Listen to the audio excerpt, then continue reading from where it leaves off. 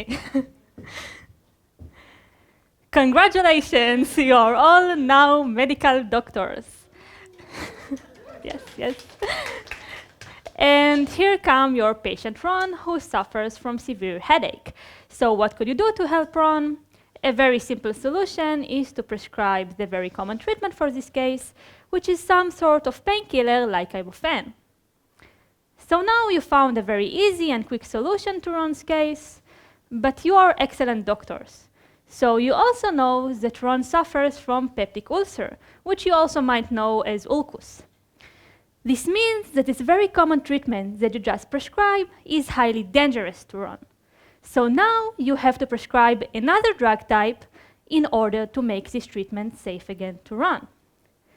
This means that even if two patients have the same medical goals to be achieved, they probably shouldn't have the same medical treatment plan as patients differ from one another. So you are now the doctors and you prescribe to Ron two different drug types, but now Ron will probably ask you what dosage to take from each drug type and when to administer each dosage. In order to answer these two questions, you must have a lot of information. For example, you have to know what is the toxicity level of ibuprofen, what is the toxicity level of omeprazole.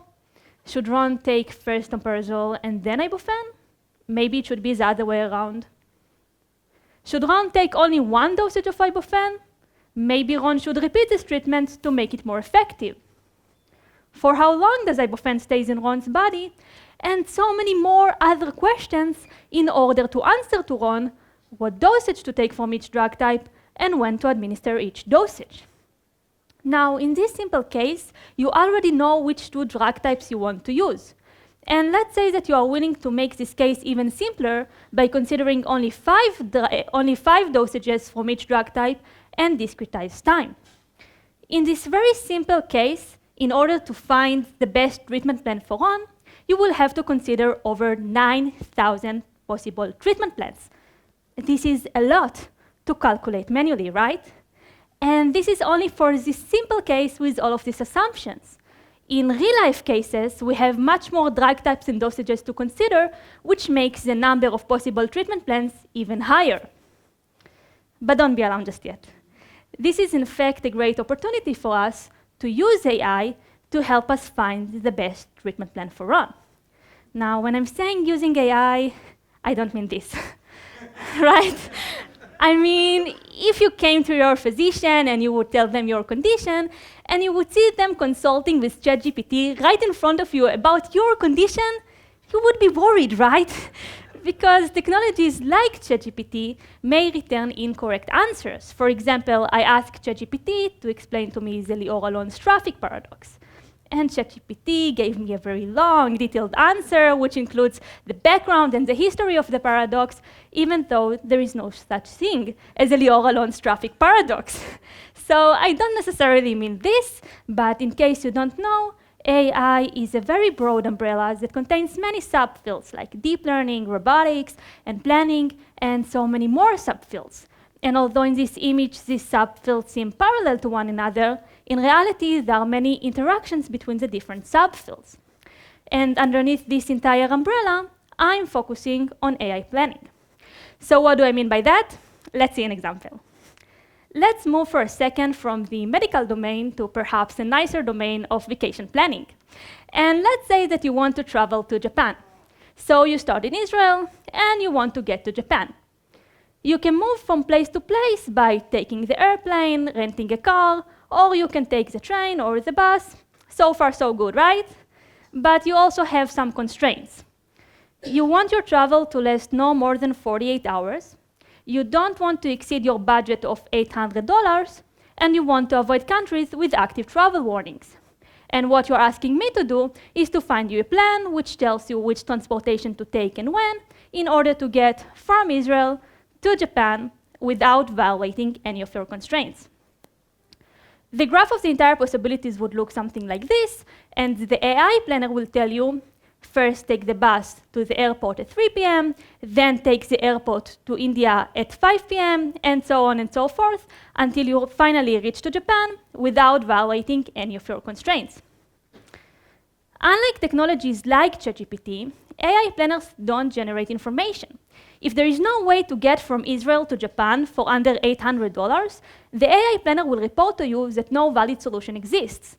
So this approach is perhaps safer as it provides certain guarantees regarding the returned answer. In my thesis, I'm using AI planning to solve the personalized medication treatment problem, where I'm saying that the starting position is the current condition of the patient. For example, having a tumor in the liver.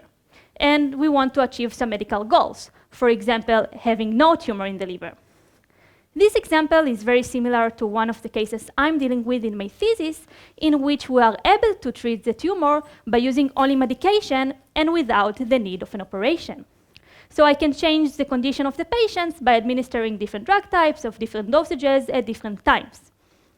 Here, the constraints are medical safety constraints, which imposes limits on the minimal and maximal values of properties of the patient.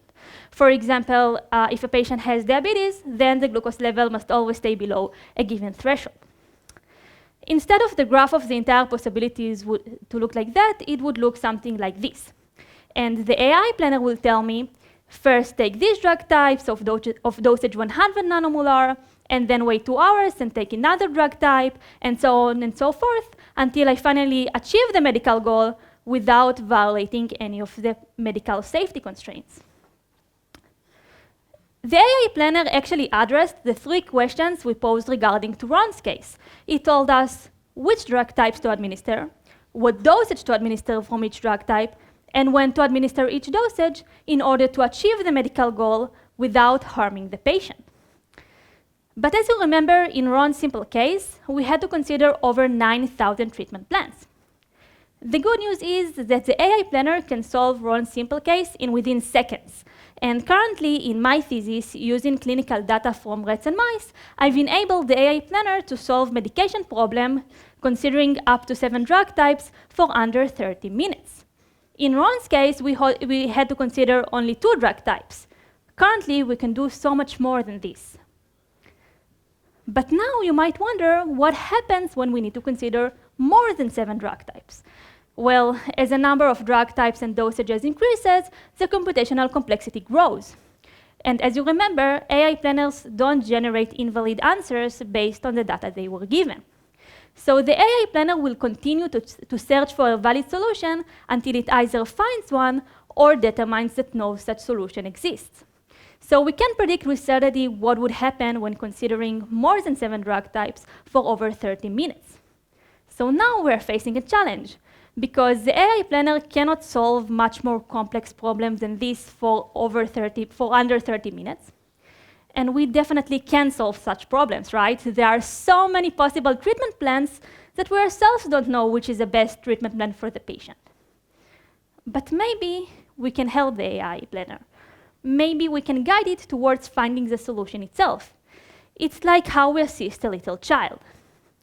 If a child is struggling with a difficult puzzle, we won't solve the puzzle for them, but instead we will provide them with tools to help them solve the puzzle.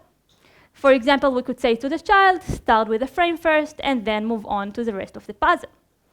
Similarly, we can advise the AI planner, start with these drug types as they seem more promising, and then consider other drug types. This is what I'm currently doing in my research. Currently, I'm developing new algorithms that will help the AI planner to solve more complicated problems containing more drug types and dosages. And now that we're giving the AI planner much more complex situations to handle, we cannot always compare it to the published medical data. This is why, as a next step, I will test the results myself in the lab. By doing all of this, I'm hoping that someday soon, the AI planner will be able to personalize treatment plan for much more complicated medication problem. Thank you.